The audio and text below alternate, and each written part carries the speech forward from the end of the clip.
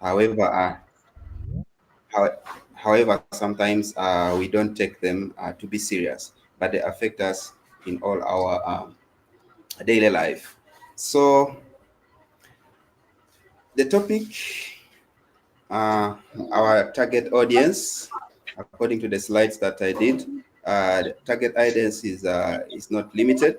It's diverse from different individuals and mainly from South Sudan. I hope there's nobody who joined who is outside South Sudan or who is not a South Sudanese. However, much as you're even outside South Sudan or not a South Sudanese, the whole topic will also affect you. So mainly it's designed for community leaders, youth groups, educators, civil society members, business professionals, religious leaders, Hah? media Brer practitioners. Kutila. Somebody is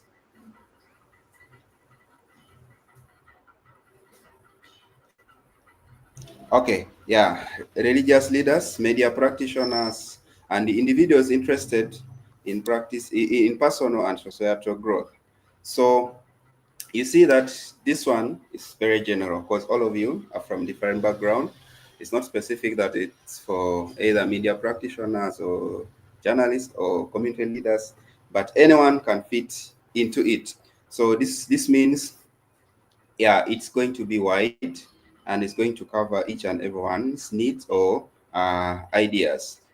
And what's the overall objectives? There would be very many objectives if I'm to point out one by one, but I decided to get one general that covers all um, our needs. So generally, it's to equip participants with the knowledge and skills to identify and challenge biases and stereotypes. So it's you need to know what are these biases, and then after identifying them, we challenge them because we live during our in our daily lives. Also, to develop critical thinking abilities and promote inclusive attitudes and behaviors in your personal and professional lives, contributing to a more cohesive and just Sudan. Yeah, you can see there are a lot of examples if you are to give, if you are asked to give, and then some of this uncohesiveness comes because of just biases or what we think is the right thing yet is not the right one. So at the end of this session today, I would expect all of us to be able to identify those biases and then decide to live the other kind of life that we've been living, or to change, or tell our colleagues that have not been able to have this chance for this training, that whatever thing you're thinking or whatever biases that you've been having about so and so or this group of people is not actually what you think. But for you to conclude, you need ABCD to know. So um, I have one slide, although it's very long. However, what I will do, I will take it to whatever slide it stops. Then the remaining, I have like 40 slides, so I'm not sure we can finish all of them today.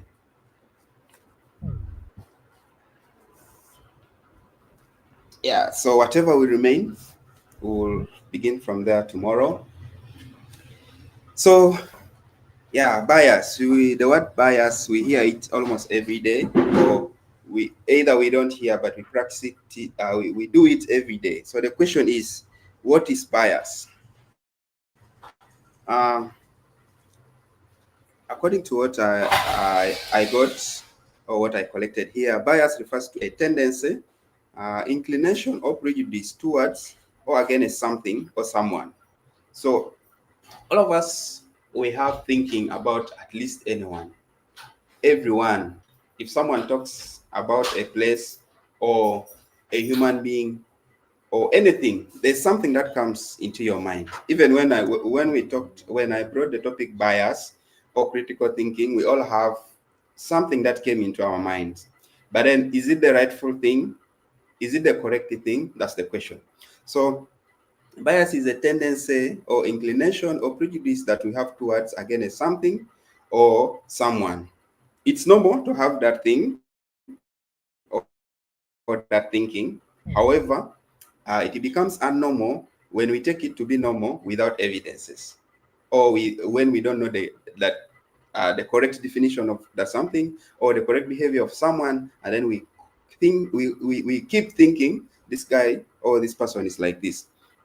Yeah, so it's a leaning in one direction. We don't You put your brain to think about someone or something in one direction. Don't give yourself to criticize your thinking. Whatever you think it's correct. um, so often based on preconceived notions or personal experiences or societal influence rather than objective facts. Bias can affect how we perceive, understand, and interact with the world around us. It can be conscious or unconscious bias. So you find that, I'll give an example of our country, South Sudan. Um, Especially outside South Sudan. Everyone outside South Sudan who has never been here, almost 100% of the people think there's nothing good in South Sudan. Much as they will think there's money or there's a lot of dollars, but they know South Sudanese, we are harsh, we are always fighting, it's always hot, we are dirty, a lot of things. So there's nothing people will think about the positive part of South Sudan until someone either comes here or someone very close tells him that actually what you're thinking, it's wrong. So someone can think in that way consciously, or when he knows and decides to keep it that way, or without knowing that what I'm thinking about this country is wrong. So there are very many types of bias. uh, I'll classify them with some of their examples, and if you have some examples according to the types, you can put them in a chat box.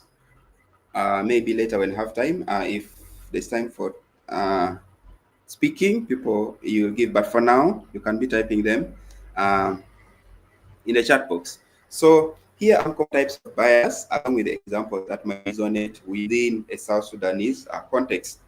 Earlier on, I said this slide or this content was mainly uh, made for South Sudan. So most of the examples are going to come within us, within the country, what we see every day happening, or what we even do, whether knowingly or unknowingly. So already talked about unconscious or conscious uh, bias. So these are attitudes or stereotypes that affect our understanding, actions, and decisions in an unconscious manner. They're often rooted in societal and cultural conditioning.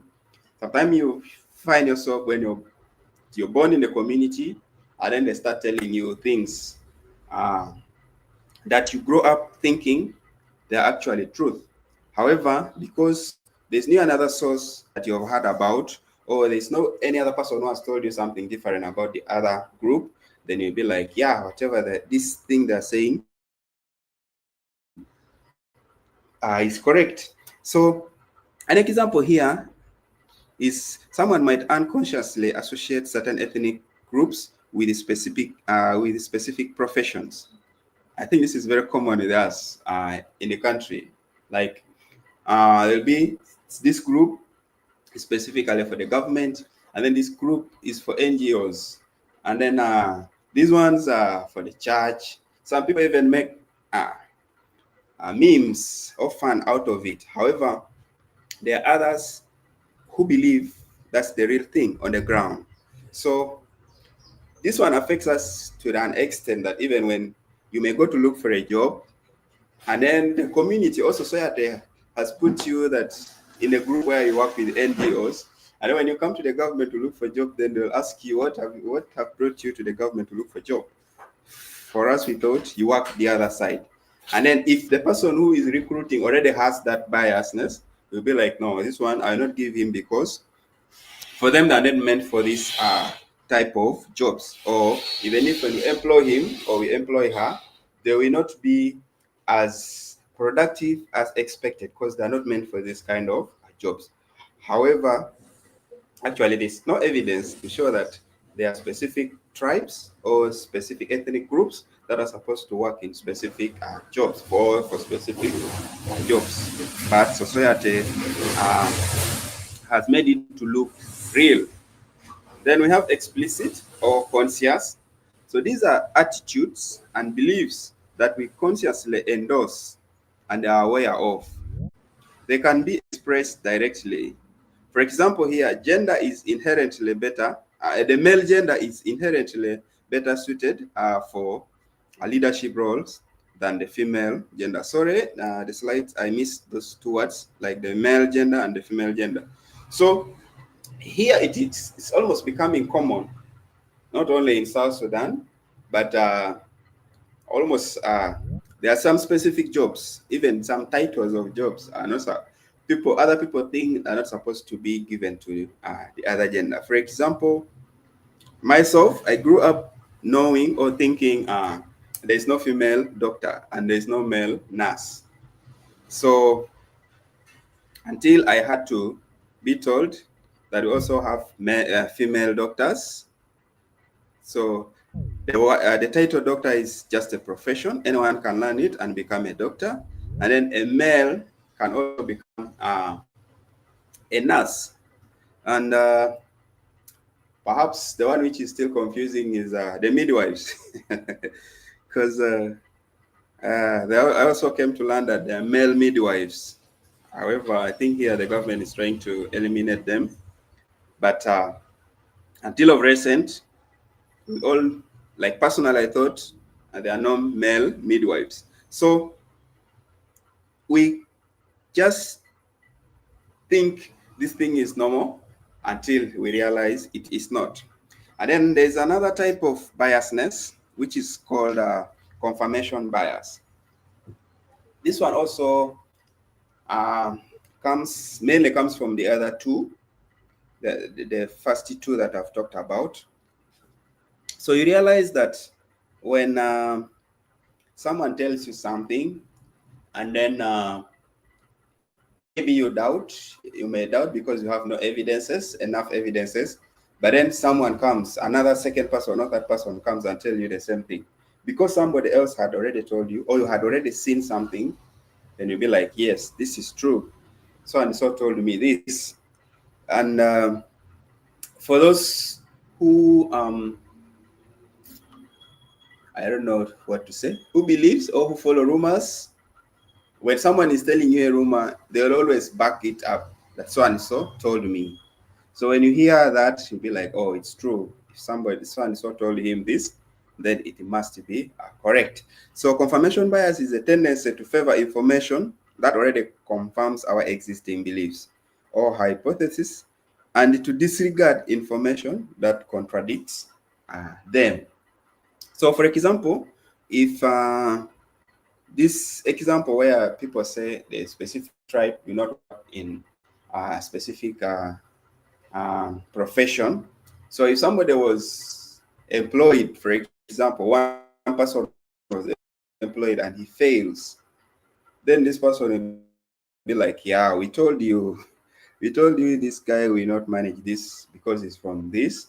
However, this is only one person from that area or that community or that group of people that you think are not suited for this job.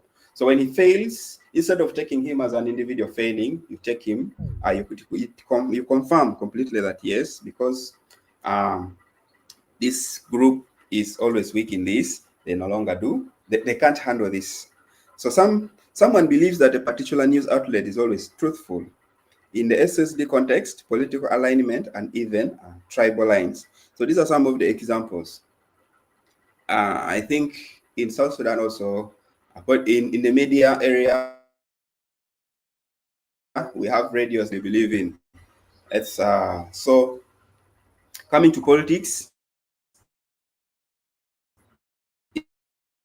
it's the same. Cannot be taken serious, or they'll be taken for a joke. just because some people think because he's from this area, he's not supposed to be uh, a proper politician, or this party cannot work out. And then we have in-group bias. So this is favoritism. This is a tendency to favor one's own group, whether it is based on ethnicity, religion, region, or any other shared identity over other outgroups. So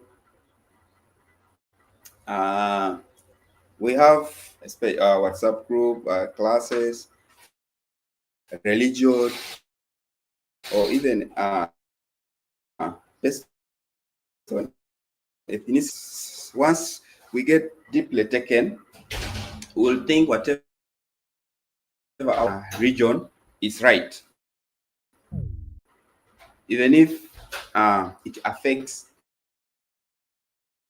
parts from the other parts of the country. You don't care as long as that someone from your area has said it's correct. So you don't have to find more and question whatever this person is saying, because you already have that thing that our group is actually the rightful group. I think these are very many. We have very many examples on this. If, for example, recently the crisis that happened around from January or early Feb, where the government got into conflict with the White Army. There's a lot of here and there, a lot of people writing just because they think whatever the other group is doing is right, without actually going deep into the impact of whatever this group is doing.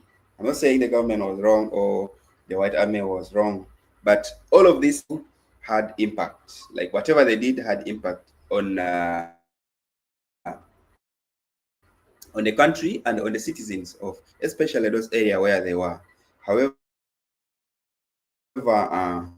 we did one group or the other.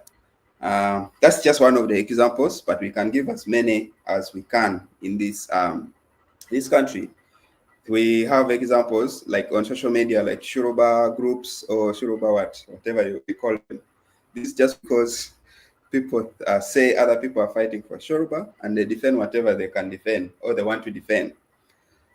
So just because you think the group you're in is always right. And then another one similar to this one is out group. It's just the opposite of in group.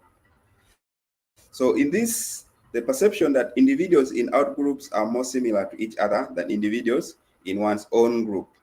So here we see that whoever is outside there, as long as it's not in your group, even if there are other 2 or 3 more groups, as long as they're outside your group, they're all wrong, or their ideas always doesn't count.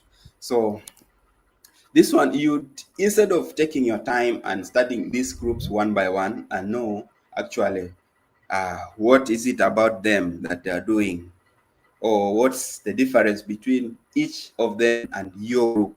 But because automatically they're out of your group, they are out and they are always wrong. So it already becomes bias. So because whatever decision you are going to take or whatever you're going to be talking about them is going to be based on what you think, but not the rightful thing that you're supposed to say.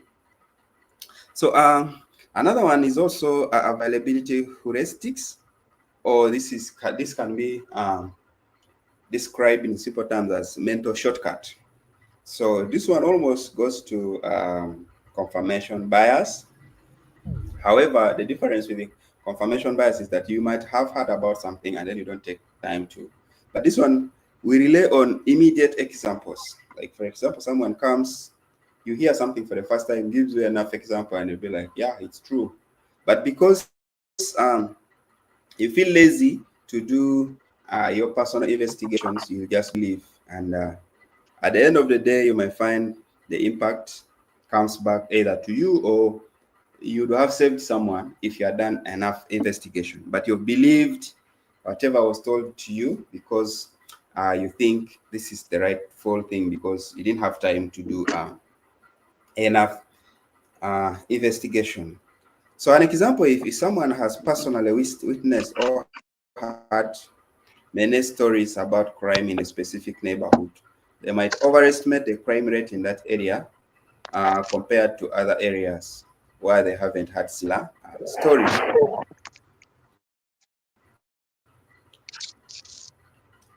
Yeah, I think in Juba we have areas that have been branded, or wherever they are named, something comes into your mind. Or areas like Haitora, places like Gudele, they whatever someone says, then something comes into your mind. For example, Gudele, the first thing that will come is the traffic jam. So whatever time of the day someone mentions Gudele, then that traffic jam thing will automatically come to your mind. Whatever, uh, instead of taking time and ask on the ground that is there a jam or is the road clear, we just be like, I will not go to Gudele because at this time automatically there's jam. So that's a personal example. If someone has personally witnessed or had many stories about crime in a specific neighborhood. So generally, South Sudan also, we are named as a hostile country or a country that's always in war because of the stories that go out of here. We understand we've been in war for the last 21 years, for the other 21 years, but at least the 14 years we have been having conflicts, but not constant, like not constant wars. And that one does not make us to look like we are actually in serious war, or we can't be good people, or we are not good people. Yeah. So another example is anchoring bias. So this occurs when we rely too heavily on the first piece of information offered when making decisions. So the immediate example here is when you're negotiating over price of a goods in a market. And this is most common where by the trader or the seller is especially the Ugandans. These Ugandans, they are good at business. They'll buy a cloth knowing that we are going to sell this one 10,000. If I sell 10,000, I'll have gotten my capital and my profit. But when you come, we tell you this cloth goes for 30,000. And then because he has told you 30,000, you'll also try to bargain and you'll be like, no, I'm giving you 25.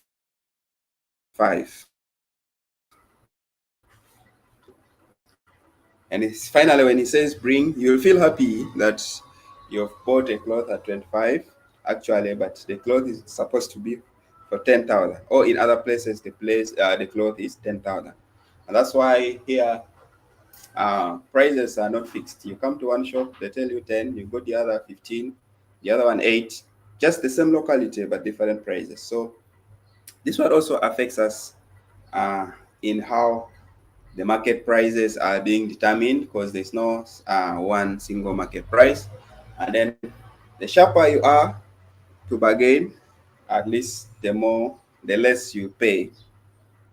So how is it relevant? In South Sudanese relevance, in peace negotiations or discussions about resource sharing, the initial positions taken by different groups can act as strong anchors, making it difficult to reach mutually agreeable compromises.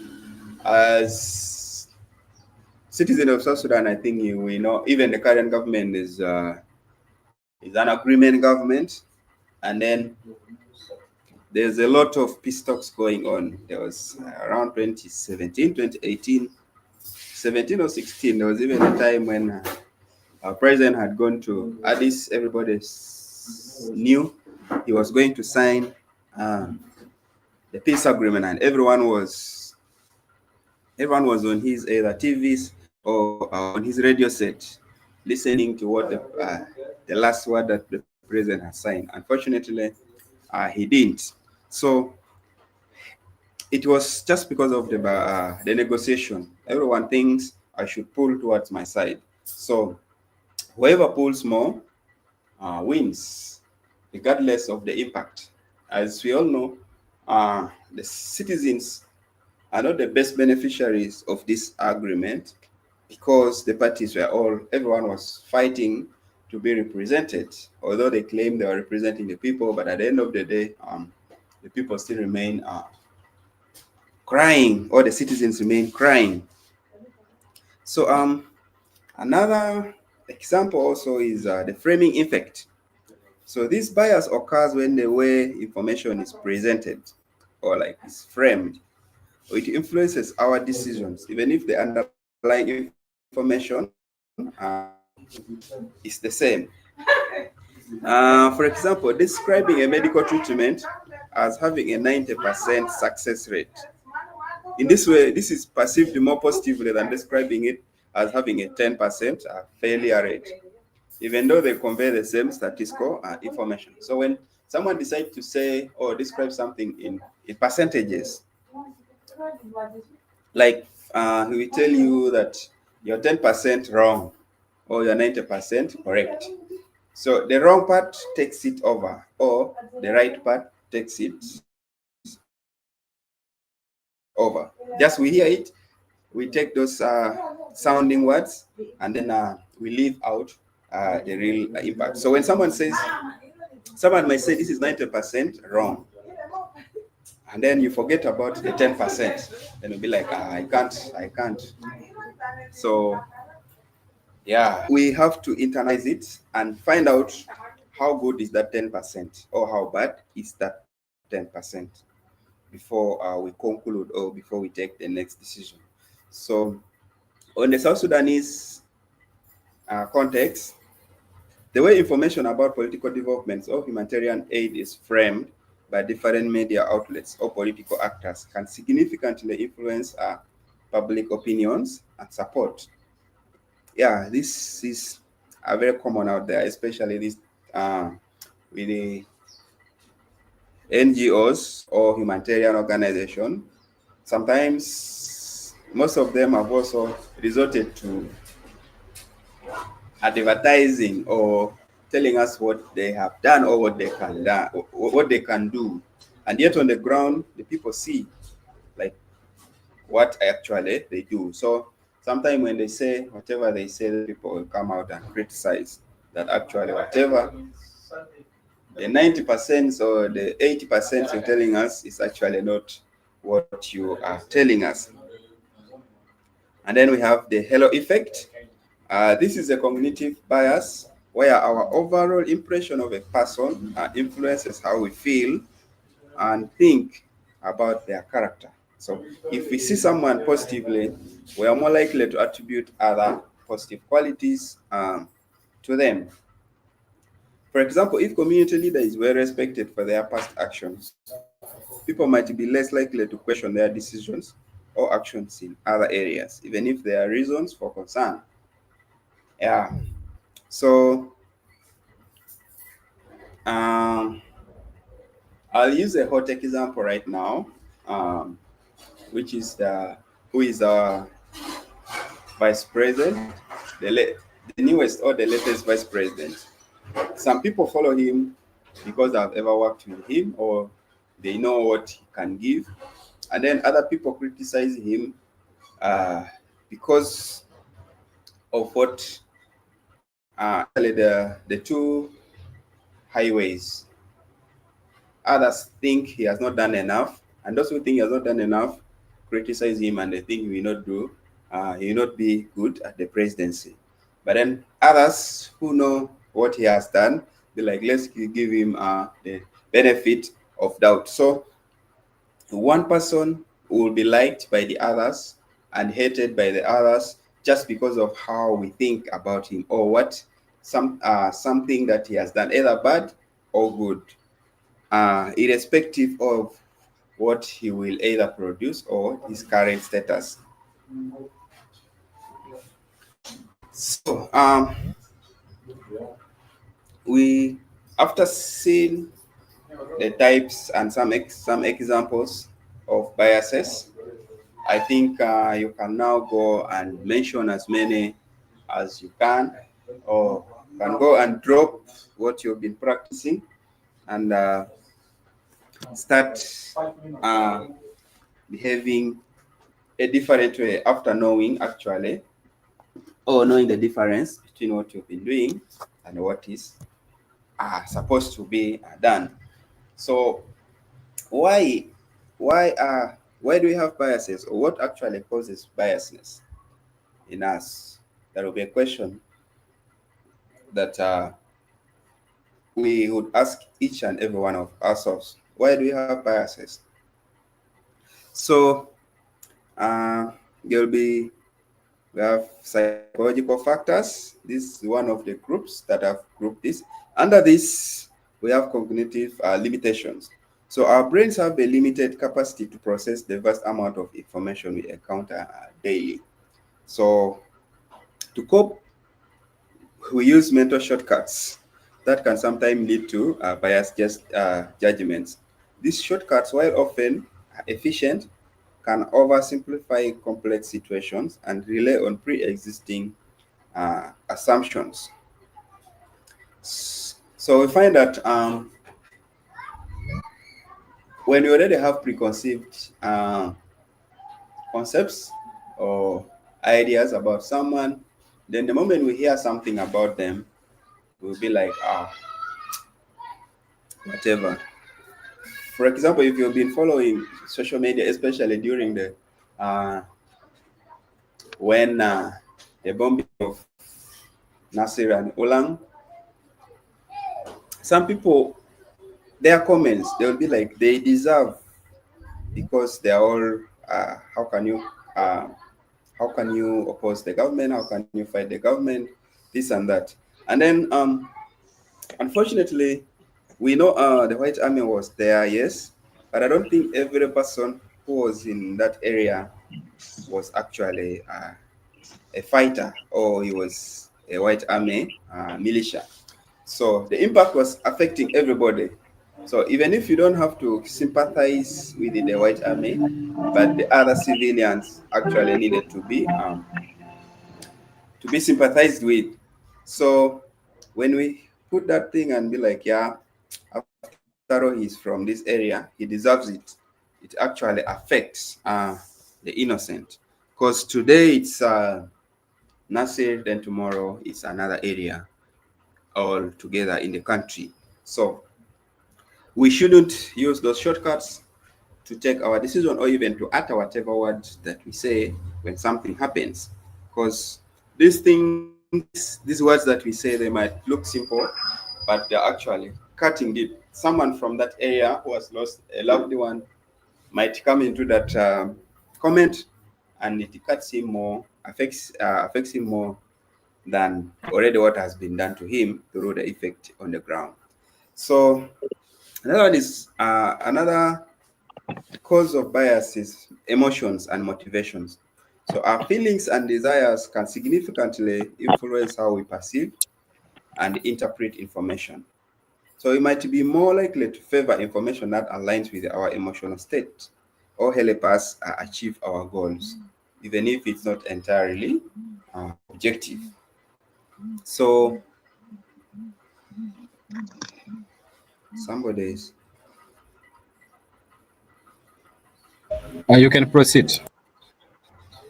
okay. Yeah, so this one goes aligns with the confirmation bias thing, because we already have had some information, and then our minds believe this thing is correct, or this thing should be like this. Then after hearing it, we just confirms it without investigating. So our emotions and motivations plays a very big role in causing biases in the community. Then self-esteem and identity.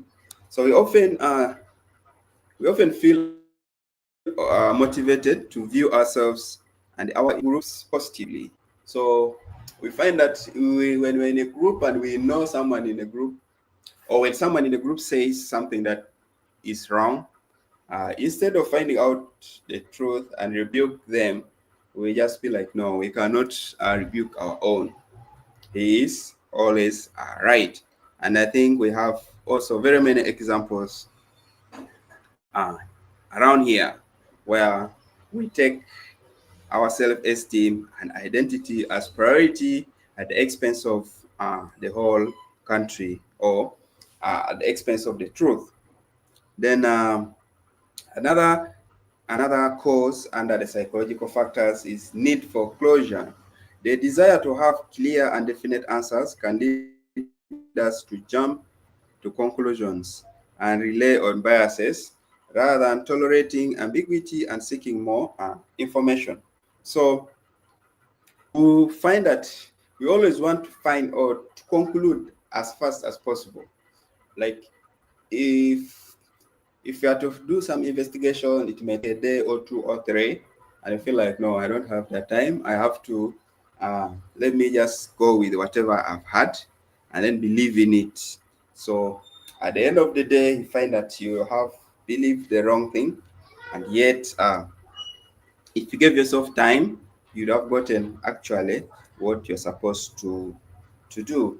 And then the other sector is the social factors.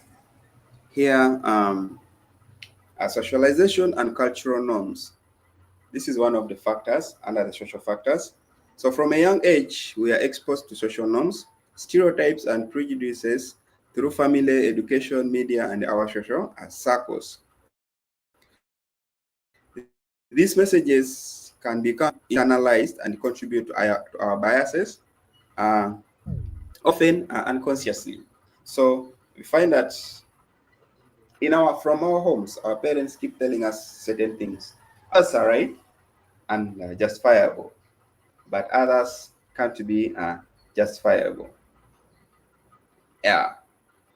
Examples: some people grow up being told, uh, when you're marrying, you don't have to marry from a different tribe. You have to marry from within. It's a taboo to marry from other tribes. However, society shows us that intermarriages are in fact a sign or a good factor for uniting people or bringing peace together.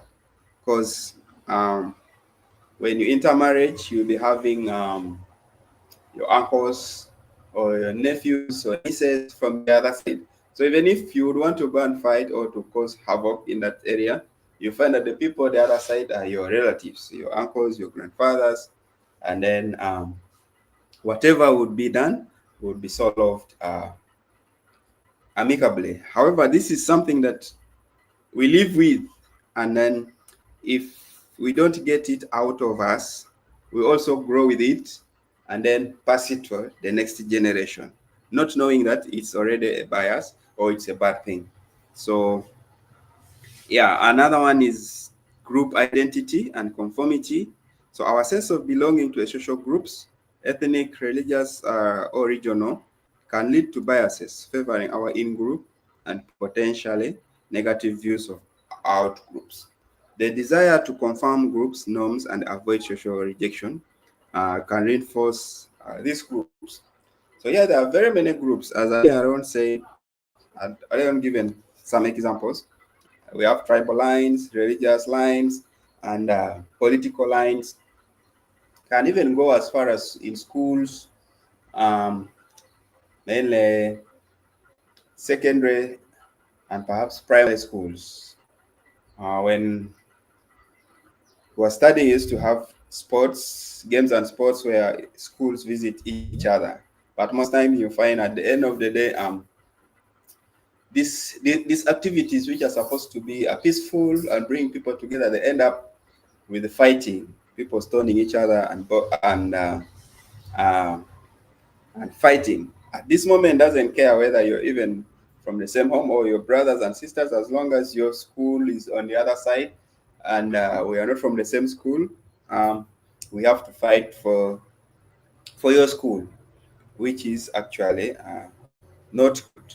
We just decided to identify ourselves with a group, whether it whatever they're doing is right or wrong. So yeah, when we realize that this is also a bias, then it does not stop us from practicing our religions or being in political parties, but you have to be as fair as possible to understand that the other person also has an idea that might be very useful to you, even when you're not in their group or you don't subscribe to their ideas.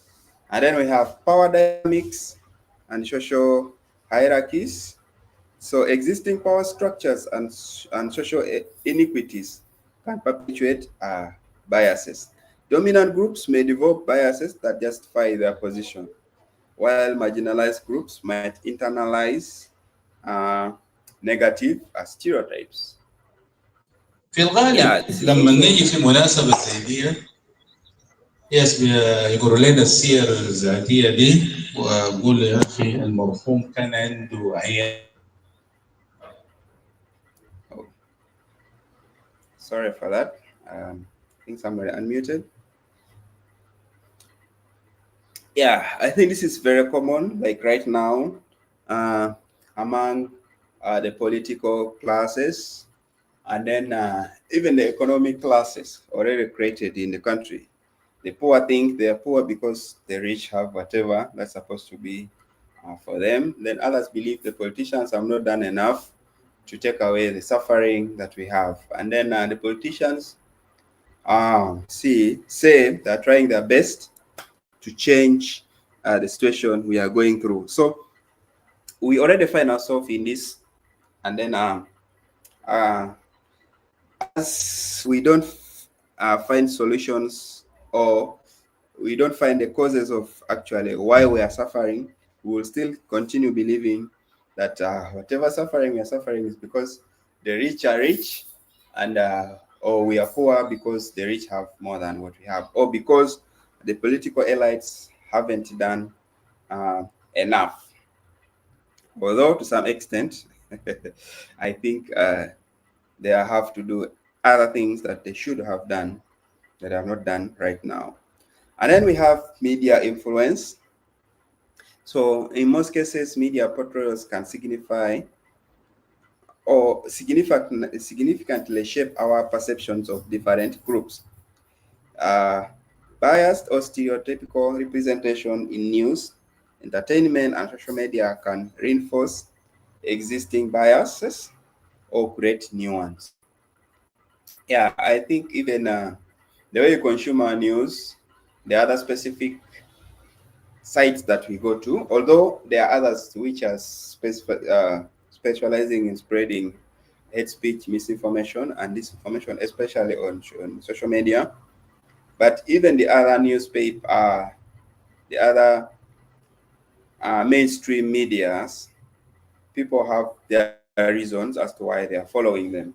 And some of these reasons are genuine, however, some of them are also not genuine. Some of these are caused by the media themselves, and then some are caused by the consumers. As the consumers, we have our own biases, and we believe because ABCD, I will not listen to this radio, or because you had a favorite presenter in a specific radio when that person leaves, you definitely have a different perception, and you also migrate either with the person or completely leave the station. So the media influence cannot be undermined, especially in this country. And this one also goes further sometimes in areas where the government comes to regulate the media and makes the media to write the way they want or to present the news they want them to be. Uh, Another one is cognitive processes. I don't know why this one is too small. Oh. Cognitive processes. This is actually the third categorization of the causes of biases.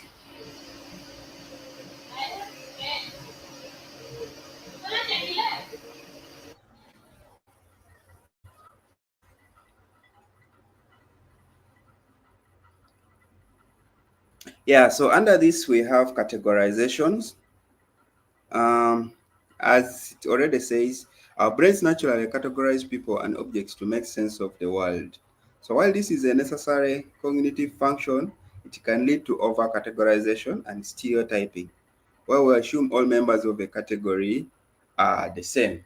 So usually, we as South Sudanese have already been categorized as uh, in very many ways, but one of the ways is that we're supposed to be tall, we're supposed to be dark and thin, perhaps. So most times when you introduce yourself that you're South Sudanese, especially out of South Sudan, they'll ask you, and why? Why are you not tall, or why are you not dark? And I think this one, even within here, our brothers from Western, especially Yambio, they always find it very hard with police, especially those ones for immigration. As you move, you may go speaking the same Arabic or the same local language, but because they are brown, they will be asked, where is your travel documents? Something like that. So it's just because we have categorized, even ourselves, we have categorized that a South Sudanese is supposed to be a specific type of a specific height, color, and whatever. And then memory and recall. Our memories are not perfect recordings of the past. We see a lot of things, and then as we struggle to put in more, the past, all the old ones get erased most times.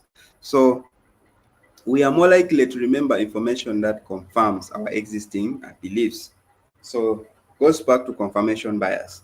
If there's something that we had or we saw, or whether it was right or wrong, as it comes back or as you see it again, you find yourself confirming it immediately without finding the real truth, but because you had ever heard about it or you have ever seen it, you just confirms it in that way. Another one is attention and perception. We tend to pay more attention to information that aligns with our biases and filter out contradictory information. So this selective attention reinforces our existing beliefs and makes it harder to challenge them. Yeah, so it's almost the same. And then the heuristics or the mental shortcuts, as already we have talked about them as one of it, because we have made our brain to be, we have made ourselves mentally lazy. We don't want to confirm anything, or we don't want to stress ourselves. As long as we have heard about something or we have ever had anything, however slight it is, we just want to believe uh, it's correct. So the next part we're going to look at is going to be stereotypes. We're going to look at it briefly before we go to the next others. It's exactly 2. We have 1 hour to go. So you can use 2 minutes for questions, 2 minutes or 5 minutes.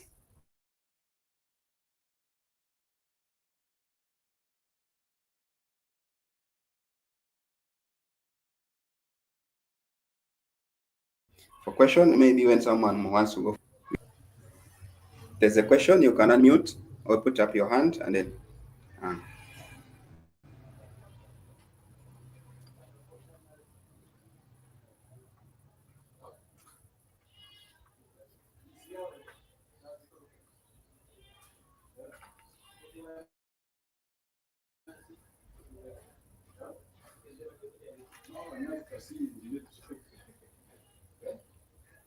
okay. Does it mean there's no question? I guess.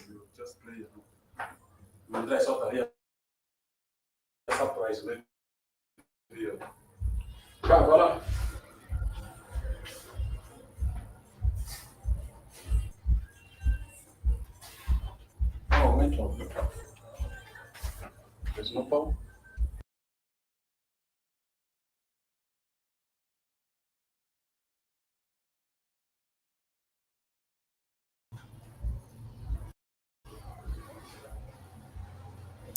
Okay, I think there's no question, and if it's okay. I think we can continue. All of us are around. Nobody.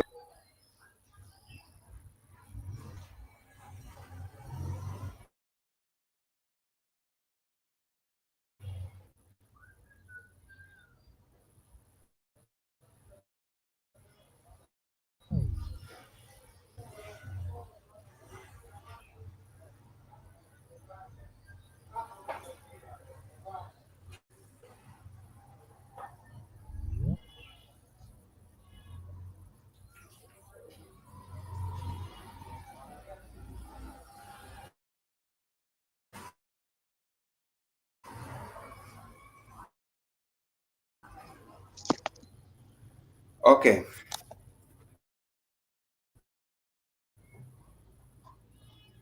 Yes, somebody's talking.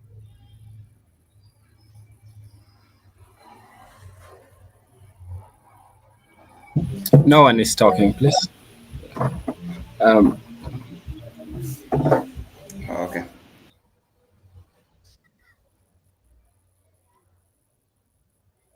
All right. So we'll talk about stereotypes briefly. We will also understand that stereotypes are just so close to bias or biases. So stereotypes are oversimplified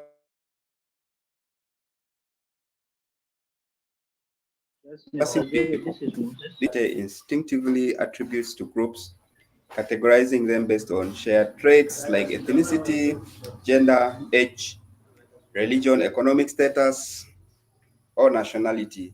So stereotypes assumes that all members of a group share the same qualities, ignoring individual differences. Yeah, so I think this is just self-explanatory. Uh, as a country, we have been grouped as, though much as they are negative, much as they are positive stereotypes, most of the stereotypes are intended to either offend you or to hurt you or negative part of you and generalize them on you. Someone will ask, what is a positive stereotype? At a certain point, South Sudanese or whoever was in South Sudan was taken or believed to be having money just because uh, there was some money and then our money had uh,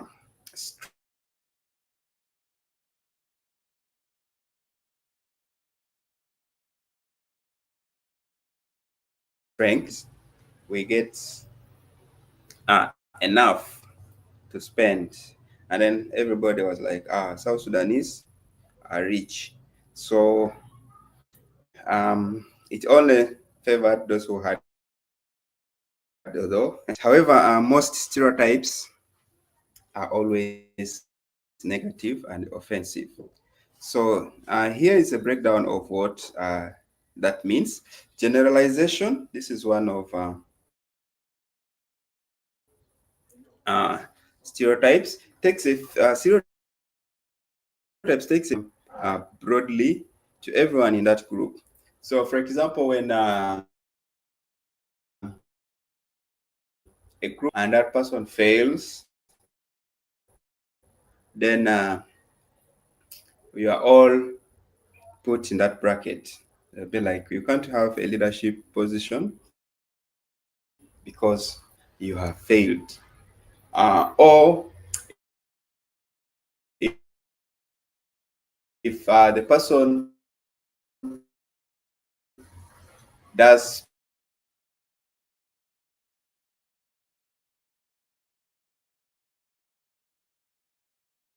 perfectly, okay, things will go south. And then another breakdown or another point is oversimplified. Like they reduce the complexity and diversity within a group group to a few basic and often superficial characteristics. So they overlook the individual characteristics out a few weaknesses that most times they look for the negative parts and they concentrate on that. Then they forget your strength. And much as we all know, nobody is 100% right or correct. However, most times they will concentrate on the few, even if there are more, the more bad things that you are positive things that one could build on it and get out the best.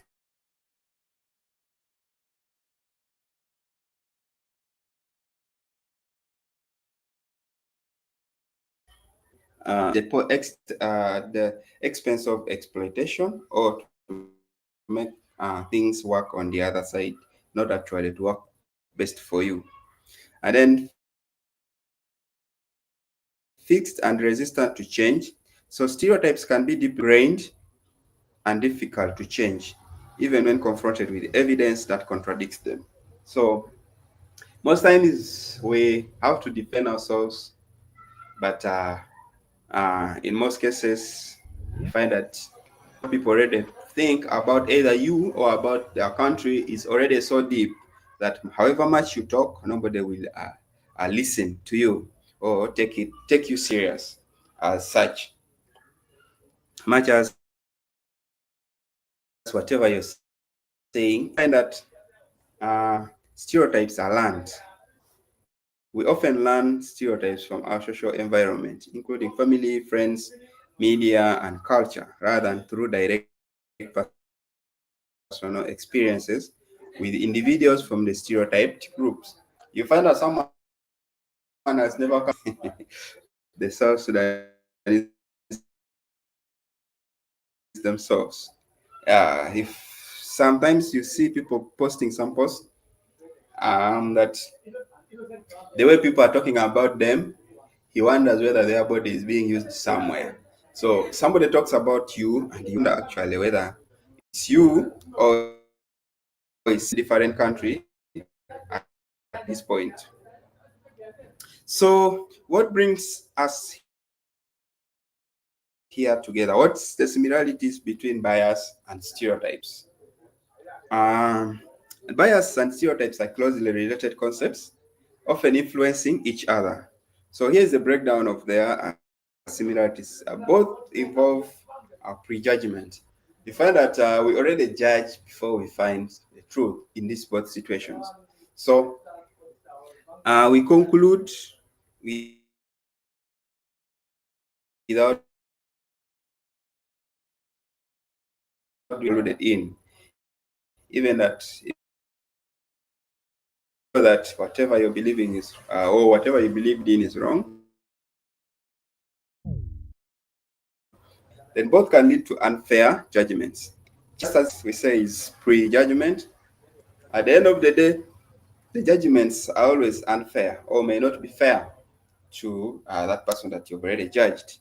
By the time you come to apologize over the information or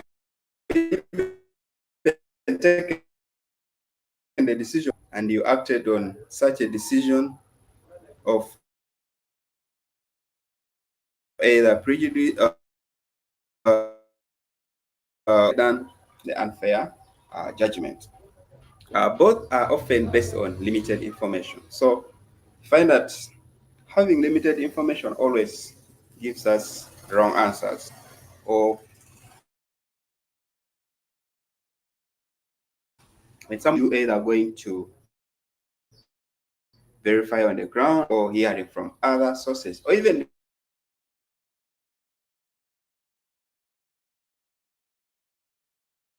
the real person that they're talking and internalized.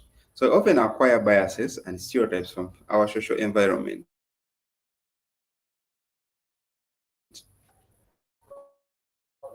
So learning is one, but then internalizing is also another one. So you learn and be like, yeah, this is it.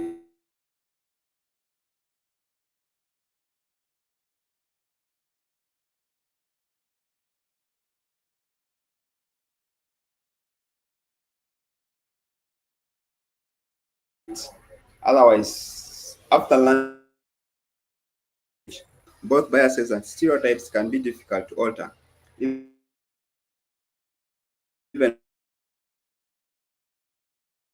when confronted with a contradictory mention that confirms our existing beliefs. So, but because whatever comes afterwards or whatever information you get afterwards. So, both functions as mental shortcuts. So, these are all what we have been discussing, often form the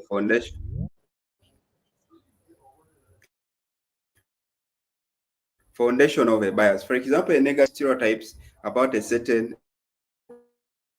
ethnic group. So, one can lead to the other. We'll start with the one individual saying something about someone or having a belief about someone.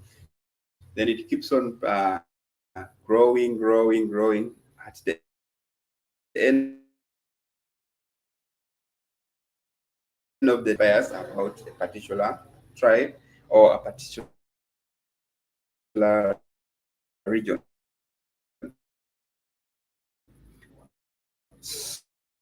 So just as bias can fuel or reinforce biasness, information in a way that confirms our existing stereotypes, further strengthening those generalizations.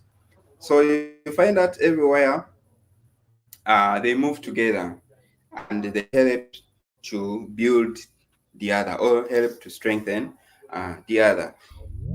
So, in essence, stereotypes are the cognitive components, the oversimplified beliefs about a group, while bias is often the affective, emotional, or behavioral component, the prejudice or inclination to act unfairly towards that group are based on those beliefs. So, there are two sides of the same coin, frequently intertwined and contributing to prejudice and discrimination. We usually know that the coin has two sides and they are always different. But in this case, these are just identical twins, or we can say one the same coin.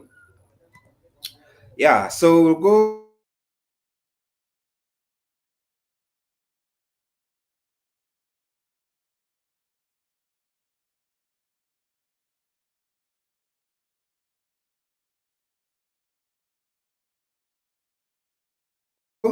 to you will let me.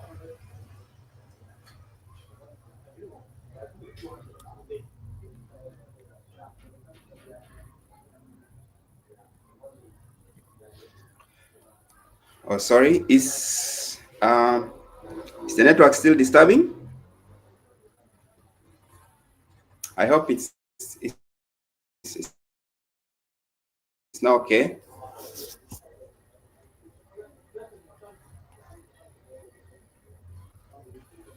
So, having looked at biasness or biases and its type and causes, let's now look at critical thinking.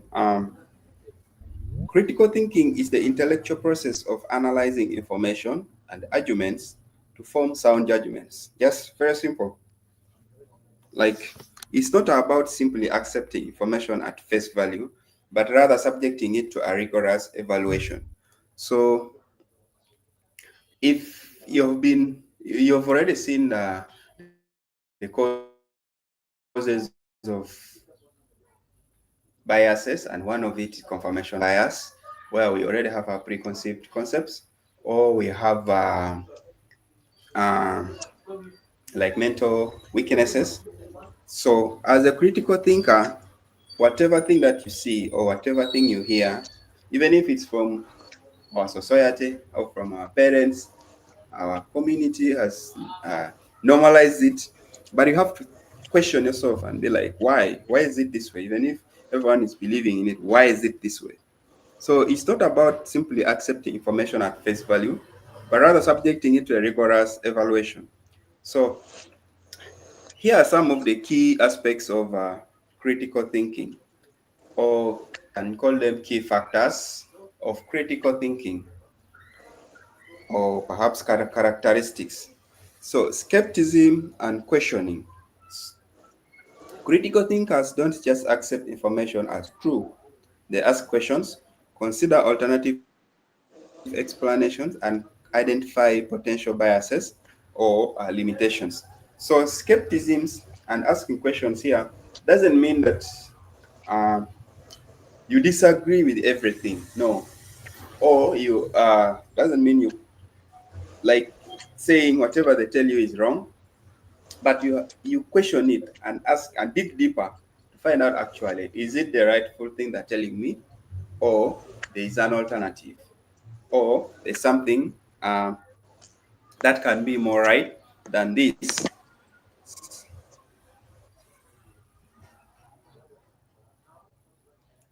Then secondly, analysis and evaluation.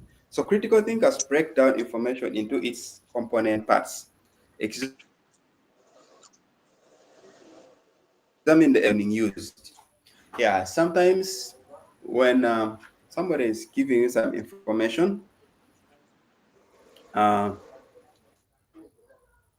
they'll give you all their reasons, but when you internalize them, you see gaps, a lot of gaps. You know, during the war, our parents uh, took us to central Uganda, and that's where we grew up.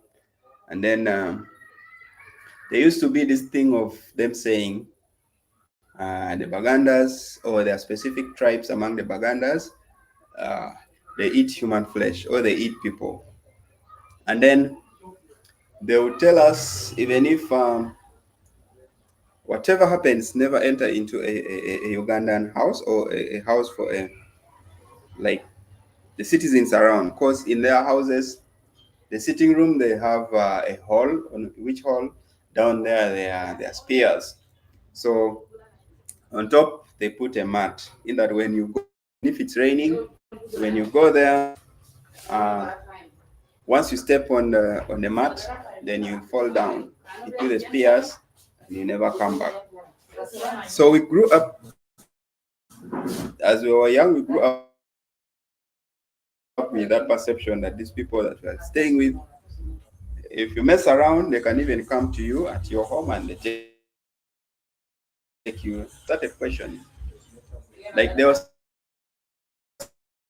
none of our friends or family member, or even anybody around the area that was hurt, that was eaten, or he entered into this house and he disappeared. And then as we grew older, we also started questioning okay, there are spears. Here with this. So you have to question some of these definitions, or some of these explanations, to make whether they make sense or they don't make sense. I know there are a lot of stereotypes that we have within South Sudan. At least almost every ethnic group has a stereotype that is attributed to them. But if you break it down, you find that this is just some group of malicious people coming out to describe a particular group because of either whatever happened individually, or whatever they perceive about them. So open-mindedness and fairness. This is also another characteristics of a critical thinker, or critical thinking. So here you are willing to consider different viewpoints and avoid clinging to preconceived notions. They strive for objectivity and fairness in their evaluation. So just as the explanation of biasness, the causes we saw there, that we take most of these things at face value just because of the region or the group that we come from. So as a critical thinker, depending on where you are, either as a student, as a political leader, or in your organization as a leader, whoever comes, you need to give them benefit of doubt, and you do your personal analysis, like openly and fairly, not because you had something about a certain group of people and this person is coming from there, which depending on what you have heard about them. Even if you're meeting this person for the first time, but because I've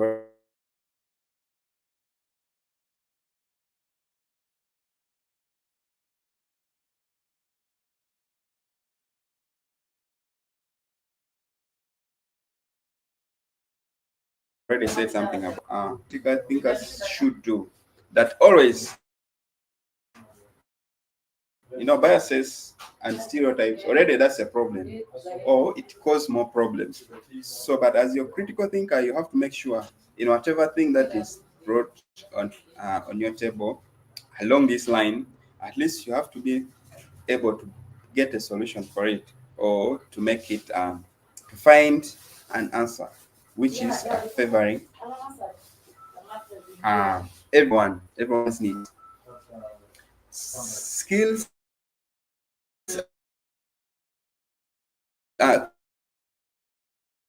critical thinking by carefully weighing evidences formed fit of being a critical thinker with these characteristics. You find that someone who's going to be affected by the bias will actually not be affected just because we did not act according to what everyone believes in or everyone thinks. So in summary, we are going to look at the components or the skills of critical thinkers. These are just being they are being broken into two. One of them is cognitive skills, as being summarized as the how, and then the other one is the attitudes or the whys. So the cognitive skills, one of them is analysis. So when they tell you or when you hear about anything that you think is biased, you'll have to sit down and start analyzing. How did we reach here? You analyze one by one and you find out whether it's actually it or it's not. So when you find out, yeah, you'll be able now to act.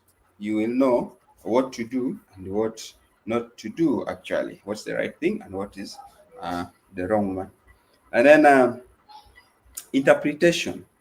So you find that sometimes we conclude because we don't interpret properly what they tell us, especially when you have confirmation biases. So we have to sit down and interpret everything they tell us word by word and statement by statement. When we do this, we find out that at the end of the day, what would have taken to be right is actually very wrong. And now you have evidences to back you up in at each stage. And then the next one is evaluation.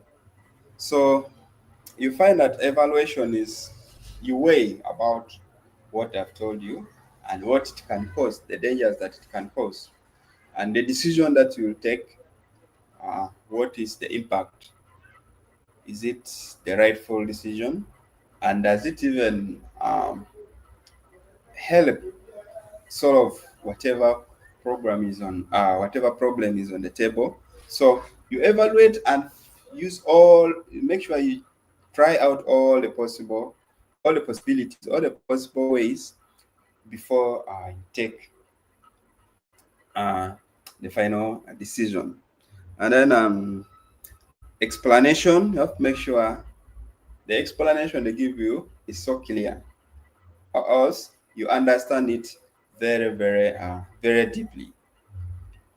Then self-regulation, because most times uh, these biases are already side, they're either in the group of religion or tribal or political or whatever it is.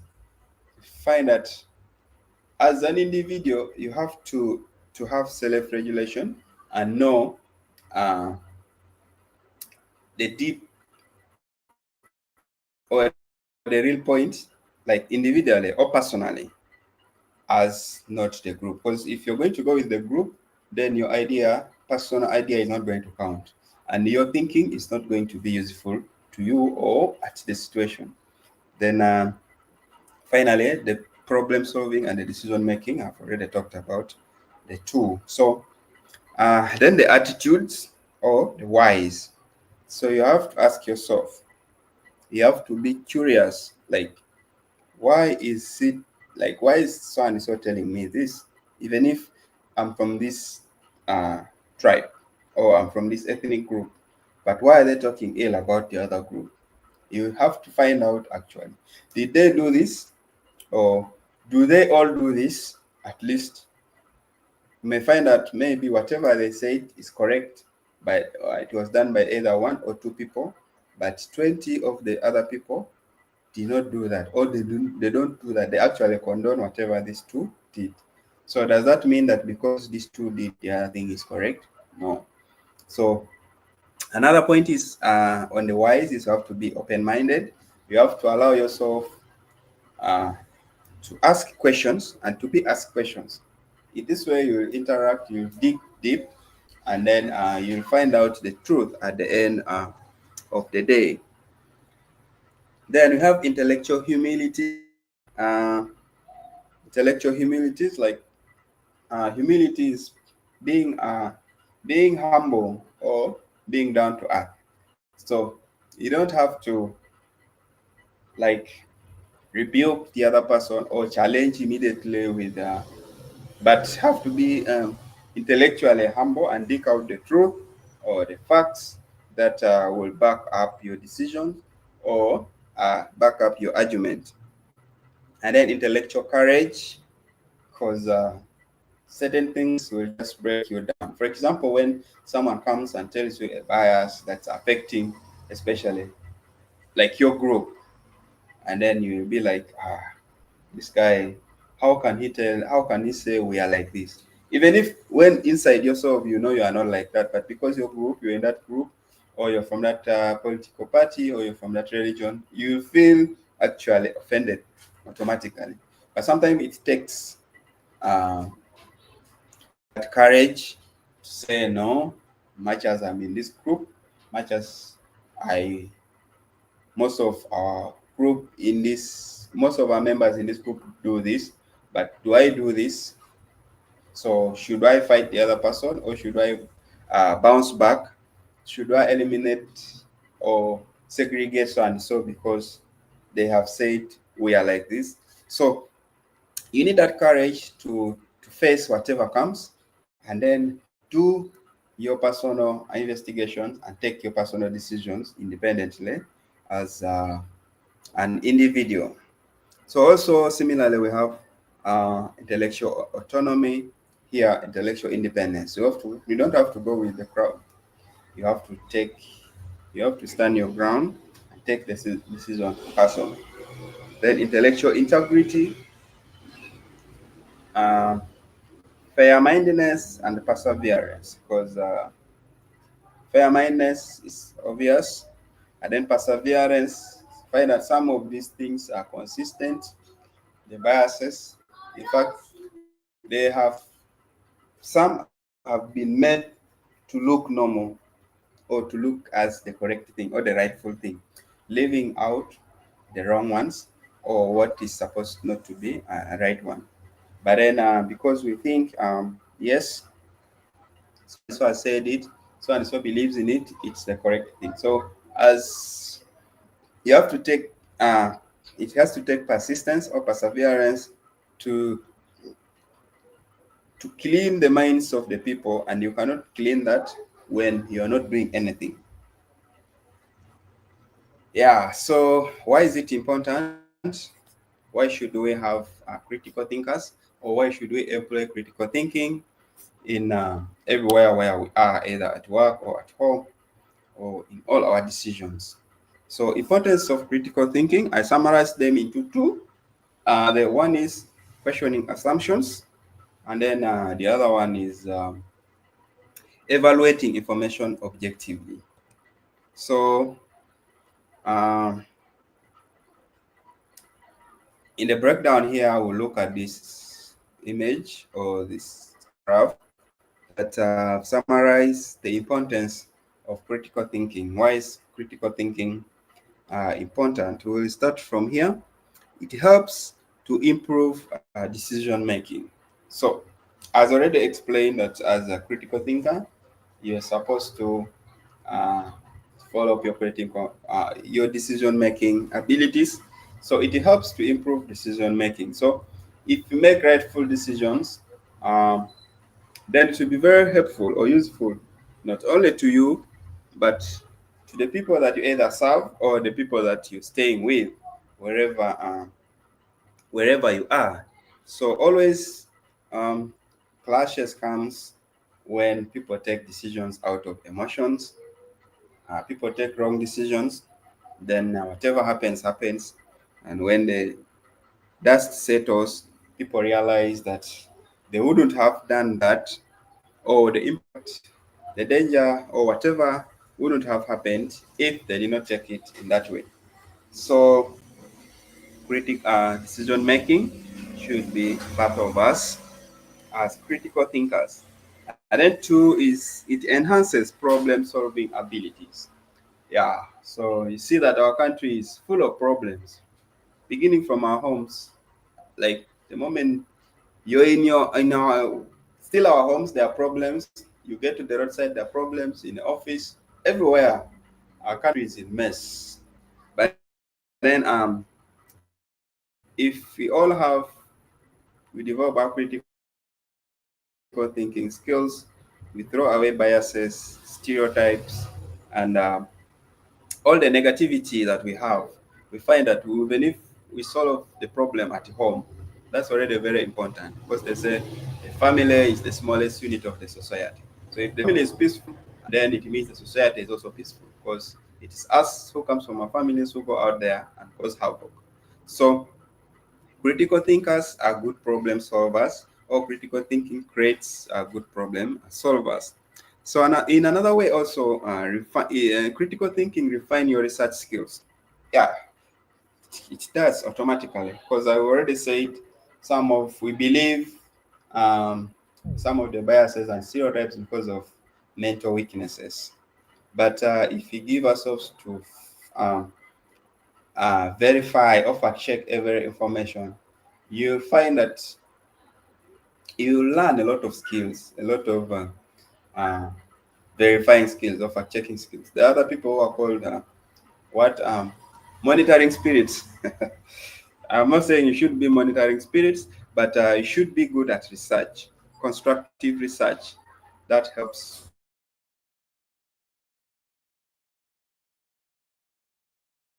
personal. And then it polishes our creativity. So we have a problem at hand, but how are we going to solve it? If we find that, let's just move on. And then if it's the biasness, it will remain. But if you think about it and work on it and solve it, then it should take extraordinary effort of creativity to solve that problem. So it means creative, and the more problems we tackle, the more creative we are. And then stimulates curiosity, as already discussed in the factors. Curiosity should be part of you as a critical thinker. You should want to learn more about anything. Whatever they tell you, they should be telling you uh, about whatever they're telling you. Shouldn't just take it as the truth. No, you dig deeper and find out exactly the truth about it. And you can't do this when you are not curious. They say the curiosity killed the what? But I'm sure this one will not kill anyone. This one will help us find the truth.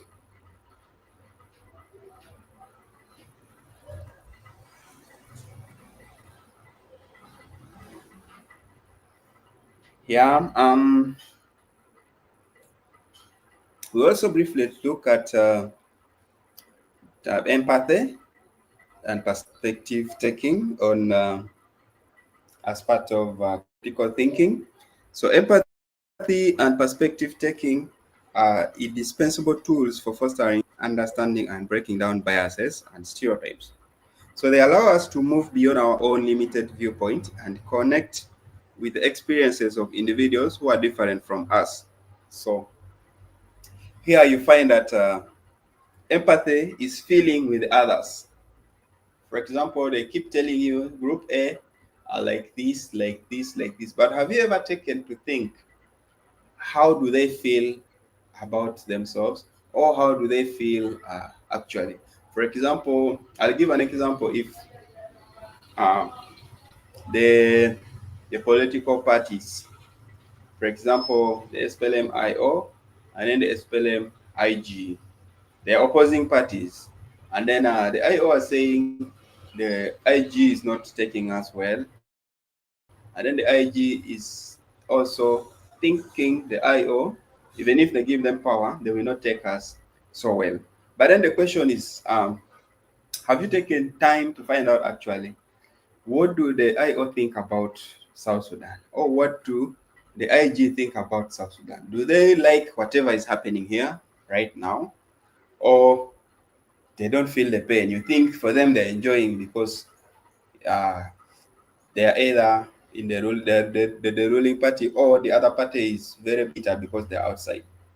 So empathy is feeling with others. That's just one example, because the examples of the stereotypes and the biases are very many. But putting yourself in the shoes of the other person and think like the other person, will also help us to take the decision that we take, or how we look and think about the other person. So empathy is the capacity to understand or feel that other person is experiencing from within their frame of references, i.e., the capacity to place oneself in another's position. It's it's about truly grasping their emotional state, not just intellectually understanding their situation. Yeah. So, secondly, is connecting on human level. So, empathy allows us to see the shared humanity in others. So, you find that if you put yourself in the state of the other, you realize that that person is also human like you. And much as he has weaknesses, um, he has he has feelings. He's a human being. So, in this way, it will be very easy for you to help him, because you've already identified where the wrong part is. It could be the person they're talking about of biasly, or the stereotype attributed to, or even the person spreading the bias or the stereotype. Yeah. So another one is breaking down us versus them. Earlier on, as I said, one of the types of biases is in groups. So when you're in a specific group, you think your group is always right, right, right. So, but then you come down and break it down. That is it is it actually about the groups, just about the groups, or is beyond that? So, by fostering a sense of connection and shared feeling, empathy helps us to dismantle the psychological barriers that creates in groups and out groups, which are often breeding grounds for bias. So you just break that, even if you're in a particular party, or you're from a particular tribe, you explore, find out what exactly is happening there. Have friends in almost all the 64, if you can find them wherever they are. Then in this way, you at least know how you'll know someone from that tribe. If they tell you these people are killers, then you'll be like, but my friend isn't. That will be the beginning point of knowing that no, if they said all of them, but at least so and so is not. And if it's say most, then you can still go and ask your friend. At least you have someone to ask who you can trust. So we should break down that and take it away and integrate ourselves freely in any section that we feel we can fit in. Then promoting compassion and action. So when you empathize with someone who is facing hardship or injustice due to stereotypes or bias, it can motivate us to act in supportive and equitable ways. So instead of believing whatever they have told you about a specific person or specific group, you can get down and actually ask him or help him or sympathize with him. In this way, you'll he will feel great and himself in because of the stereotypes of the biases that's being brought on him by society. So, likewise, we also talk about the perspective taking.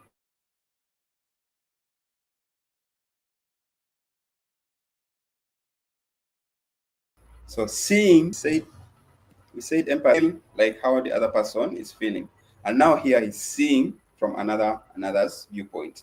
So, someone may come to you with all the biasness or the stereotypes or the rumors and everything, but you have to sit down and also think about the person they're talking about or the tribe they're talking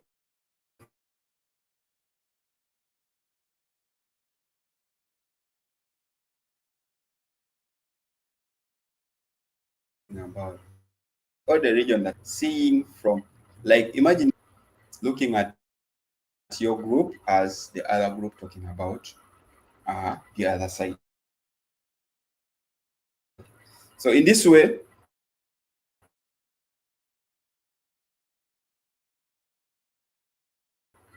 you will also what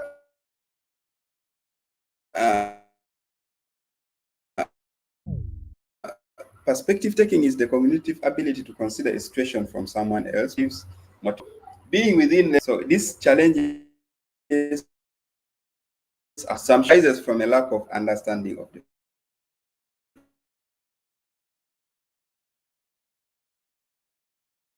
factors encourages.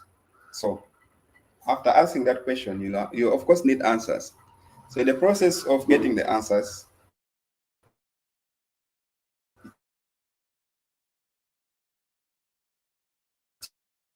to reflect the, you'll find that this person or from that region, but he's the only one who is doing that, and it's because of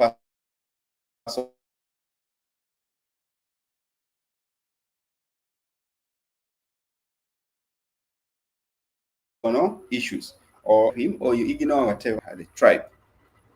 And then understanding systematic factors. So by trying to see the world through the eyes of someone who has faced discrimination or marginalization, we can gain a deeper understanding of systematic biases and the impact they have. Because we either knowing or unknowing they have biases against other people, and then other people have biases against us in one way or the other. It all has impact on us. The impact that that is having is being you are feeling is not what the other person talking about. The other person's shoes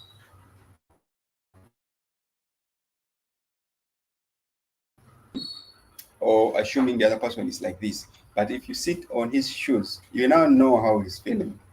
And if you really know that he's not feeling the best way, then you'll either withdraw your stereotypes or your biases, or even go and apologize and start thinking otherwise. However, if you don't do that, you'll still feel normal and continue with your stereotypes or your biases. And then promoting fairer judgments. So in this way, empathy promotes fair judgment because you know how it feels and you know how painful it is, or you'll have known why this person is acting this way. So the judgment that you have wouldn't be as much as you think. That's why when someone is arrested and taken to police custody until the judge finds all the evidences beyond reasonable doubt that the person is guilty, the person is still innocent. But then for us out here, we are judges, some good judges with enough evidences. Even if something did not happen, but we will get the evidence to crucify someone or to make someone look bad in the eyes of our community. And then improving communication where someone else is coming from fosters more effective communication, reduces misunderstanding, and strengthens relationship across different groups. Yeah, so having a different religion or having a different political party should not make us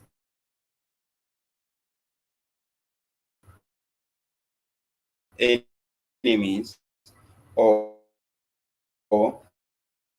should not make us understand actually what is happening. Unfortunately, with those cases, when you're born a Christian, you will die a Christian. But it will be very good if you get time and learn about the other religion. Even if you don't practice it, it's good to know what is the other side of the road.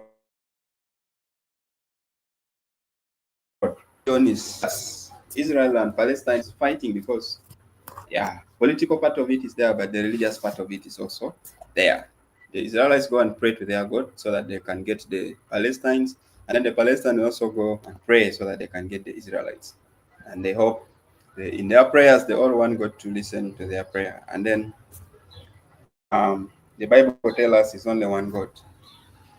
So yeah, there is some of these things. It's good to understand the other person, understand it, and and respect whatever differences they have with what you're believing in. Um, a look at understanding inclusiveness. By the way, is there any question once again?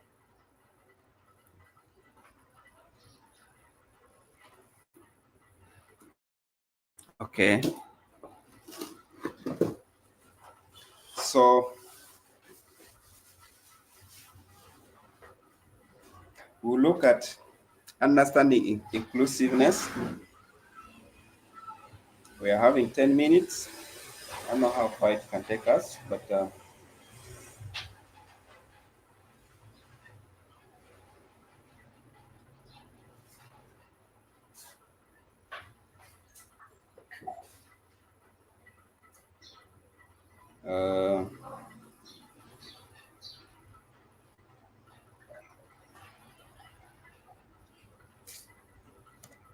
okay. This is the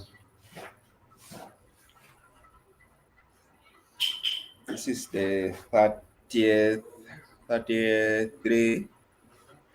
That this is slide number 33.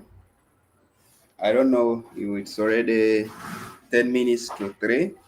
I don't know whether we can start it or we can stop here and we have tomorrow. We start tomorrow from here. I don't know because I'm sure I will not finish if I start. And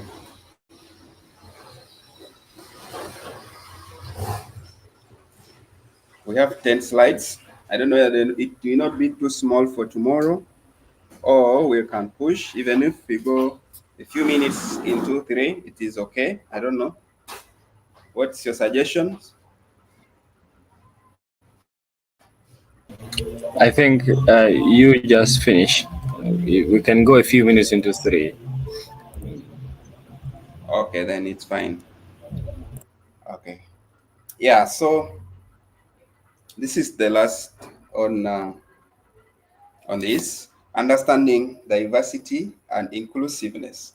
So you already know biasness, critical thinking, so stereotypes, and then right now we have to understand diversity, uh, how diverse we can be, and how inclusive we can act together. So diversity and inclusiveness are two distinct but interconnected concepts that are crucial for creating equitable and thriving environments, whether in workplaces, communities, or societies at large. So we'll start with diversity. This refers to the presence of differences within a group. It's about recognizing, respecting, and valuing the wide range of unique characteristics, backgrounds, and perspectives that individuals bring. Diversity is a fact. It exists in any group of people. So we can give an example from the country. We are 64 tribes. The register, or um, the known ones, although they say there are still others that are not yet gazetted. So we are 64 in a small country called South Sudan. We're supposed to live under one president, one leadership, of which we are all have to submit to. And then the same leader also will have to serve all of us in all our diversity, with all our diversiveness. So this comes back even to our homes, even if it's only you, the father and the mother, and your children. You'll find that not even all your children are the same. There's a difference. But you not say, because this one is different, I will like him more than the other. They are just different, and but they are part of us. So if we identify our diversiveness and take it to the if you identify our differences and take it to the best of our advantage, then it will be it will be of very great use to us as a country and as a whole community together. So examples of diversity, we have innate or internal diversity. One is race and ethnicity. So yeah, we as a country already have given this example. We are 64 tribes, but then we have to live together. And then we find ourselves in the same office, or in the same church, in the same bus, or anywhere. We don't have to say we are. For you, you're from Eastern, me, I'm from Western, or I'm from West Central, or I'm from the northern part of the country. We don't belong together. We have to embrace and accept our diversiveness. And then we have gender identity. Yeah, this one is it's getting more tricky these days, because all we knew was male and female. But these days, if you're filling forms, they will tell you male, female, and others. So which others are there? I don't know, but originally we are diverse as the male gender and the female gender, and then we should not be disaggregated because of where we belong to. Uh, we should have we should take that as an advantage, not to exploit the other in one way or the other. And then age and the generational differences. So as age, there's some people believe the young generation, the Gen Zs, since the coming of the internet or whatever, others believe now the current generation cannot think because everything is being simplified for them. And then the young generation would think the old is outdated because whatever they studied or whatever way they studied was old school. However, this also we should take it as an advantage to us that the young generation learn from the old, and then the old learn from the young, and we work together to bring about uh, development in our country. By the way, these are all we can all get types of biases around here, and the age and the generation that we when the old generation think the young um, are not productive, and yet they are the ones recruiting. And if you, the young man, you come to office when the old man has that thinking in his head, he will kick you out, and you lose out on the opportunity that you're supposed to get. But if you take it as an advantage that the young and the old can work together to develop this country, and then we will grow as a nation together. Then physical ability and disability. This is self-explanatory.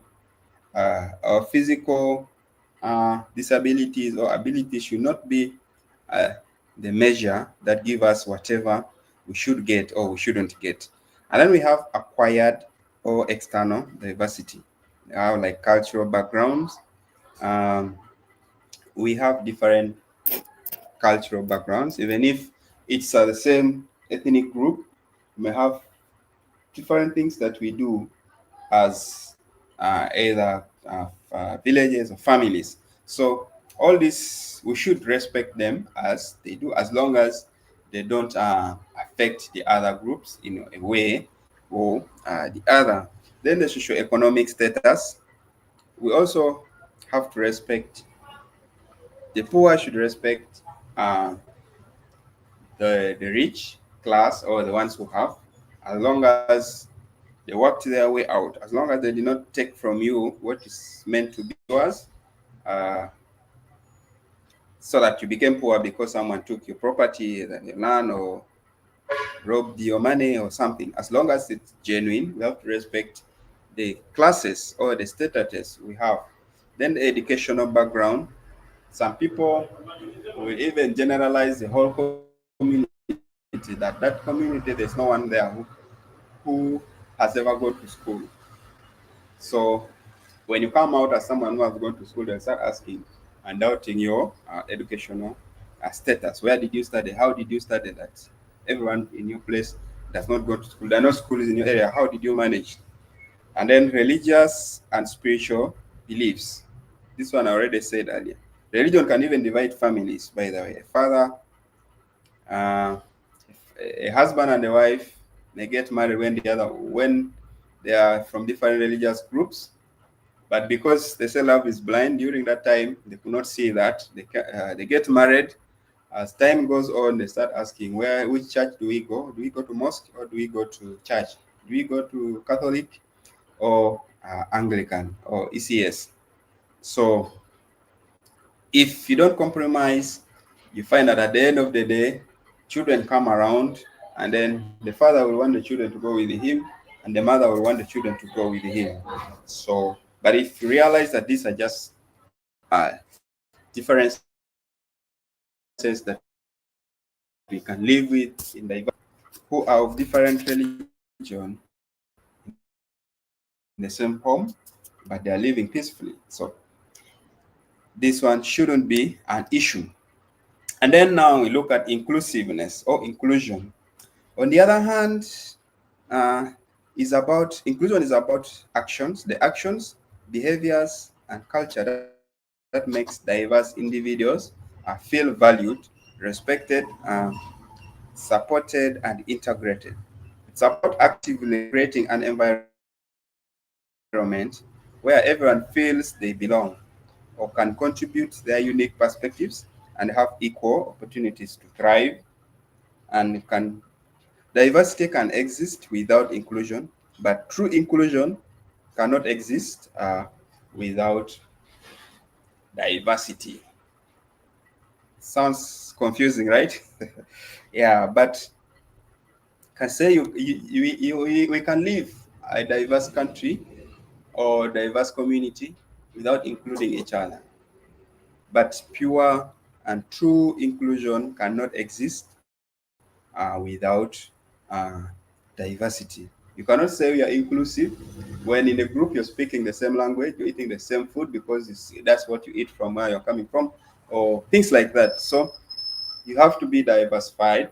You have to be inclusive by bringing groups of people from different places. So you cannot you cannot be inclusive if you don't recognize diversity. That's the main point here. So we have to agree that we have differences, and then we have to learn to live with those differences as a country or as a community or even as a family. Earlier on, I talked about uh, intermarriages. Yeah, so if you don't believe in diversity, then there will be no way we can have intermarriages uh, among ourselves. We will keep marrying from our small, from where we come from, or from our tribal groups. So examples of inclusiveness, one is valuing all voices equitably. Yeah. So you find that if there is an issue, even if it's a national issue, the government puts a listening ear to almost everyone and understands the cry of each and every person and acts accordingly. So even if it's at home with your children, you don't say the firstborn should be the only one talking, or the boys should be the only ones talking, or even there are instances where when your siblings, and then some of the siblings have more money than you, for you always you have no voice. But then as an inclusive family, regardless of the economic status, educational status, and whatever it is, we need an equal uh, opportunity to be to talk or to be listened to. And then opportunities and treatment. So also here you find that when opportunities come in whatever way, whether for jobs or scholarships or whatever it is, uh, chances should be distributed according to merit, but not according to people. If there are stereotypes that, for example, say a particular group does not is not studied, or they have not studied, and then jobs come, they'll be like, sometimes the jobs may even come from that particular area. It'll be like, in that area, people have not gone to school. If you're going to do that job there, you take the people from here. So you find that that area already have been deprived of that opportunity just because of biasness or some stereotypes that moved around about them. So in this case, you need to go down there and find out the truth, or even if you don't go down there, find out the truth. If actually there are no people who have gone to school, then you can do whatever way you wanted to do it. Then creating a welcoming environment. So find that inclusiveness brings a welcoming environment. Everyone feels happy and recognized, so that um, if, for example, someone from Warab comes to Central Equatoria and is welcomed, when someone from Central Equatoria also goes to Warab, it's the same way. Not that there's no way people on the other side will look at the Equatorian because one of theirs was mistreated here, or there's no way that the Equatorians will look at someone from Arab because one of their own was mistreated from the other side. And that one will apply everywhere throughout the areas, the country. So an example is here, relationship between diversity and inclusion. So let's think of it this way. Diversity is being invited to the party. Then you have a mix of people from different backgrounds in the room. And then inclusion is being asked to dance. And then your preferred music is played. It means that once diverse individuals are present, uh, their contributions are genuinely sought, valued, and integrated into the overall experience. They feel a sense of belonging and psychological safety. So, yeah, these days, uh, there's what some people call some artists are being named community artists. Like for they say the art because they sing in their local languages, they will not perform in anywhere. But the trend is changing. Like you find a Dinka function, then you hear Pojulu songs and people are dancing the Pojulu styles. Um, um, the hard life avenues are playing in local language, in their local language, and then people are dancing. Dinkas are dancing, and the other way, vice versa. That's an example of inclusiveness. You may not know the words, but of course, you know the song is nice, the way it is vibing, then you'll be dancing, enjoying without any question on that. So that's an example of inclusiveness. So we'll have benefits. If you had time, I would at least ask each and everyone to give one or two benefits of diversity, but due to time, let me go through them. So you find that organizations and societies that prioritize both diversity and inclusion often experience increased innovation and creativity. Yeah, so you find that there will be diverse ideas from different experiences. Something that if it was people from the same area or with the same belief, we will not get a solution to it. But because it's diverse, um, now people get the answer very fast. As you're still thinking this other way, the other one comes with examples and say, this is how it is. So this is increased innovation and creativity. Secondly, there's also improved decision making. So just like critical thinkers, here there's also improved decision making because there is a diverse if there is the diverse ideas, and then the decision will be made based on different ideas. Then stronger financial performance. So studies consistently show a link between diversity and inclusion, and then improve financial results. So financially, if it's a company, it will be making more profits than if it was only limited to a few groups of people. And then a higher employee engagement and retention.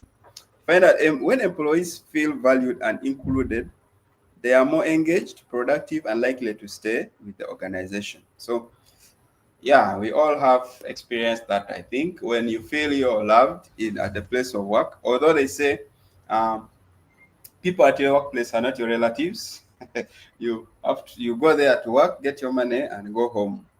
But then there's a difference. There's a way it feels when you feel the environment is so cool for everyone, regardless of where you're from or um, even your educational background. As long as you're doing your work right, yeah, you'll feel you don't need to go anywhere, but to stay around and do what you're supposed to do. And then enhanced repetition and brand image. Yeah, this is self-explanatory. Even in governments, when governments are diversified from different people, will not question much. But if it's the same clique of group of people, they'll start asking why, how will the other party or how will the other areas benefit? So the trust itself will go down in whatever you're doing. So even if it's organization, employing diverse group of people from the 64 gives your organization a different image, which is a positive one than when you only had a single group of people.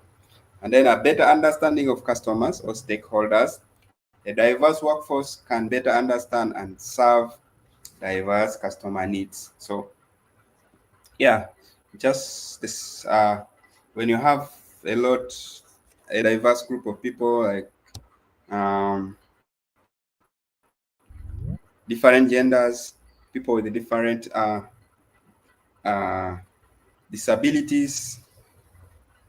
This one gives the customers will come also from divergent range of group of people, and whoever comes will have someone who will understand them more better with the situation.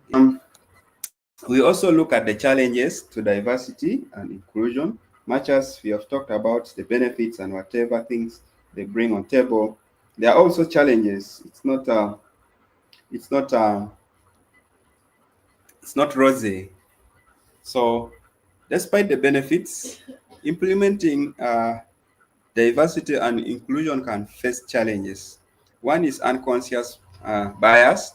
So, hidden bias can impact hiring, promotion, and then daily interactions. So, here also, you have to be critical, first of all. You may say because you want to diversify, and then you'll find that you have only male qualified uh, candidates. But because you want to diversify, then you have to bring females just to suit in or to fit in. And then at the end of the day, it affects performance just because you wanted to please. Uh, uh, you want to you want to be inclusive, or you want to bring diversity on board. However, it shouldn't stop also.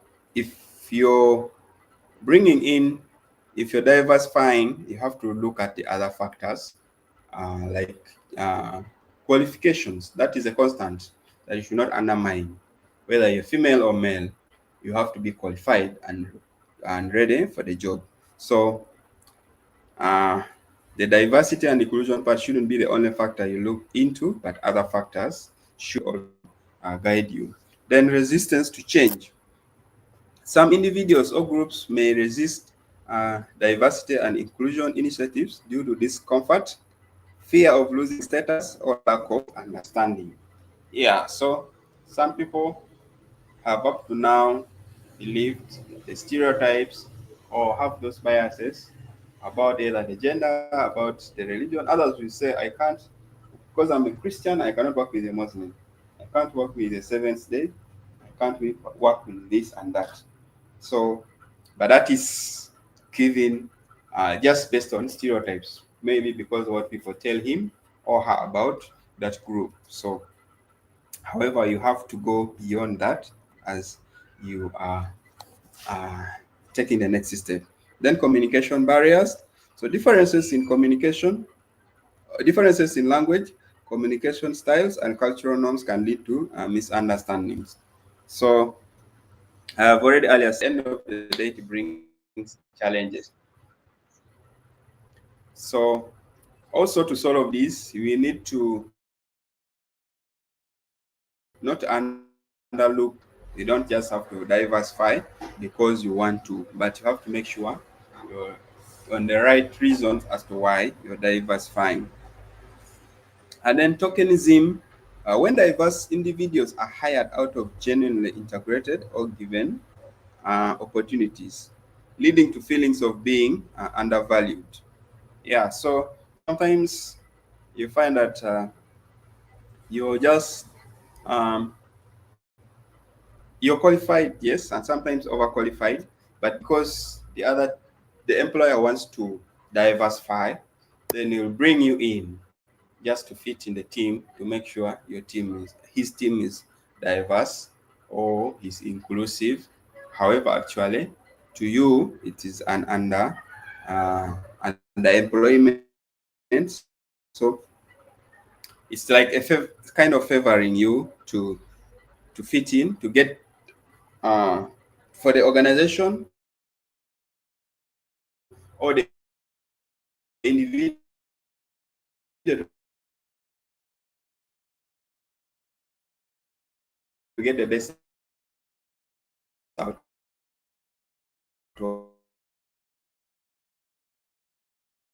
of leadership cohesion efforts may not succeed. Yeah, some people can't handle people from different background or people with a different. So you need to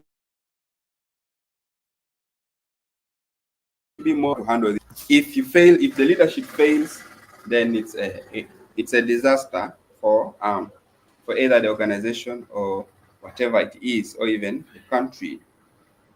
Yeah, so this marks the end of our session. Um, since we started, nobody asked a question. I expected some along the way, but we have gone past the time, some few minutes, 17, but we can still ask a few questions before we call it a day, or we call it a session. Yeah, I think Vida, I'll hand back to you. If there's question, I'll be here waiting. Great. Thank you so much, JB Moses, for the elaborate session. It's been nice, and we've been able to learn a lot of aspects, especially on the types of biases, things to do with stereotypes, and it's been quiet throughout the session. And it is my sincere hope that most of the participants have been able to pick one or two things. I see majority of them have dropped now, but still they will be able to Yeah. catch up using the presentation that will be shared. And also, this session has been live streamed on YouTube, and it will continue to be accessible for all the participants as long as the YouTube channel exists. And to all to all participants who have joined and who have remained here, I see Bakita Thier has been here from the start.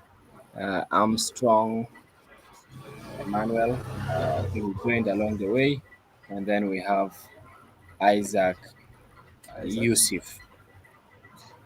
So, if you have any questions about the presentation, or if you have any comments, or if you have any experiences or thoughts that you would like to share, the opportunity is here, and we can uh, we share. I see Guam Majok has also joined. Yeah, so if you have any questions, please ask. Otherwise, we have come to the end of the session. I've looked at the comments. The people were raising concerns about the network, but that has been resolved. And then voice breaking off, it was resolved. And someone was asking whether lesson notes will be shared. Yes, we will share the presentation and slide share, and you'll be able to download as well as the this session has been recorded through a YouTube live stream, and all participants will be able to access the session even at their free time. So, if there are no questions, I would like to thank you so much, UB Moses, once again for your time, from the preparation of this masterclass to this elaborate presentation. On behalf of the Excellence Foundation and on my own behalf, we look forward to working with you again in the future. Have a blessed afternoon, everyone, and take very good care of yourselves.